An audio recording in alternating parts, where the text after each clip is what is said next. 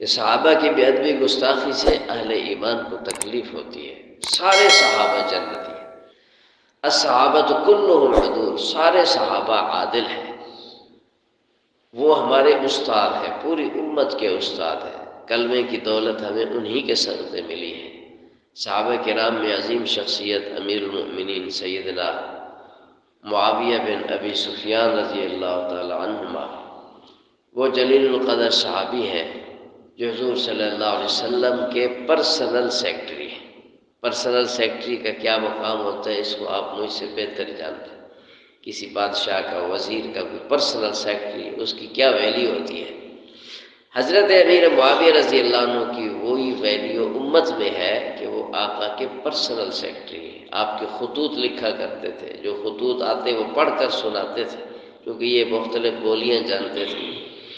اور قرآن پاک جیسی عظیم نعمت وحی الہی، اس کو لکھنے پر حضرت امیر معاویہ مامور تھے وہاں، اور پوری جماعت تھی وہی لکھنے والی، اس جماعت میں حضرت امیر معاویہ رضی اللہ عنہ بھی موجود تھے، شامل تھے۔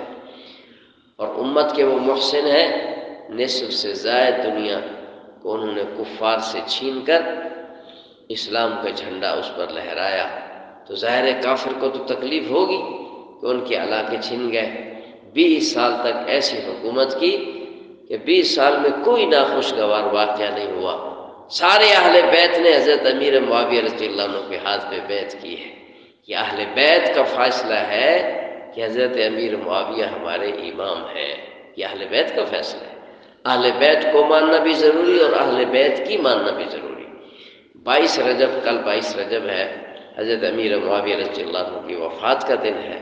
جب آپ کی وفات ہوئی تو کفار نے خوشی منائی، کیونکہ ان کو تو خوشی حق بنتا ہے، ان کا دشمن دنیا سے جا رہا ہے، تو انہوں نے کچھ چیزیں بنا کر پکا کر گھروں میں کھائی، لوگوں کو گھروں میں بلا کر کھلایا تاکہ اسلامی حکومت ہے پکڑے نہ جائے۔ پھر اس خوشی کو چھپانے کے لیے لیبل لگایا حضرت جعفر صادق رحمۃ اللہ علیہ کے گونڈے۔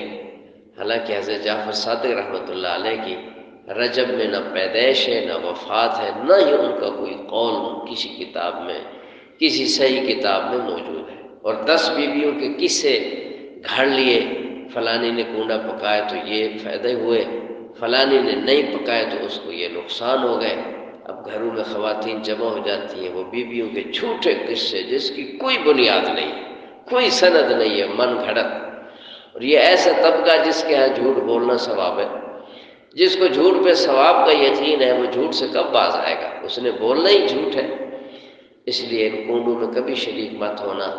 تو یہ لوگ پکاتے ہیں اور گھروں میں بھیجتے ہیں، تو کوئی گھر میں لے کے آئے، اس سے وصول کرنا بھی حرام ہے۔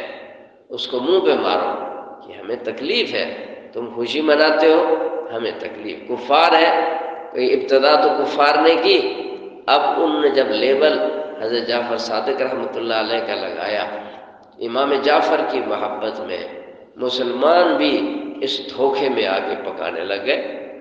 اب وہ مسلمان پکاتا ہے تب بھی کھانا جائز نہیں ہے، کافر پکائے تب بھی کھانا جائز نہیں ہے۔